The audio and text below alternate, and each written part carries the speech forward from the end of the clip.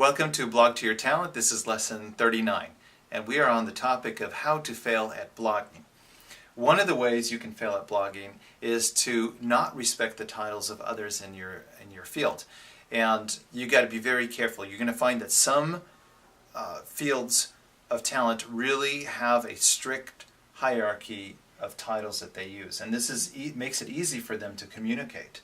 So they want to know who's in charge. Often it'll be in situations where they are performing some kind of skill that requires rapid intervention.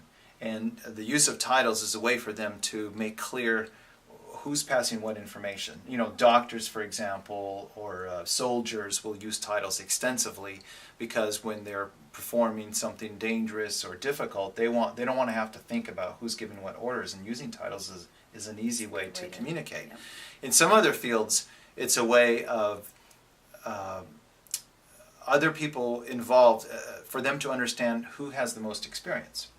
So on a boat, for example, somebody will be called captain. Actually, you know what? I don't really know much about boating. I just know that captain is one of the captain. Sometimes you call him skipper. So if any of you know, you can send me an email actually with some of those titles. If you've blogged about that, if this is going to be your blog post, send it to us so we can learn from you.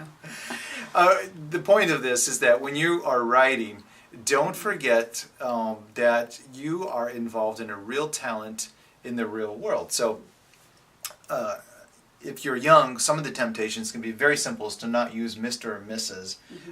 With adults when you should. In fact, that was one of those. We had one of our children who's younger when they started, and they would refer to people by their first name or their last name, but in real life they wouldn't actually talk to them that way. They would say, you know, Mrs. Smith, or they wouldn't just call him Tom.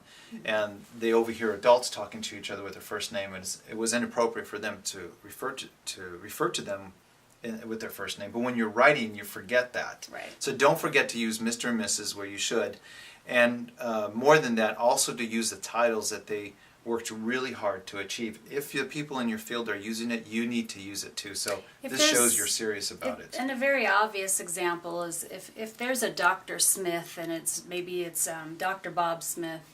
First, you definitely wouldn't be calling him, well, Bob says this and Bob says that. That would just be, they've earned that title, so you need to respect that. They might go by Dr. Bob on their own blog, and if they call themselves Dr. Bob throughout the blog, then you could call them Dr. Bob also. And if they go by Dr. Smith, call them Dr. Smith.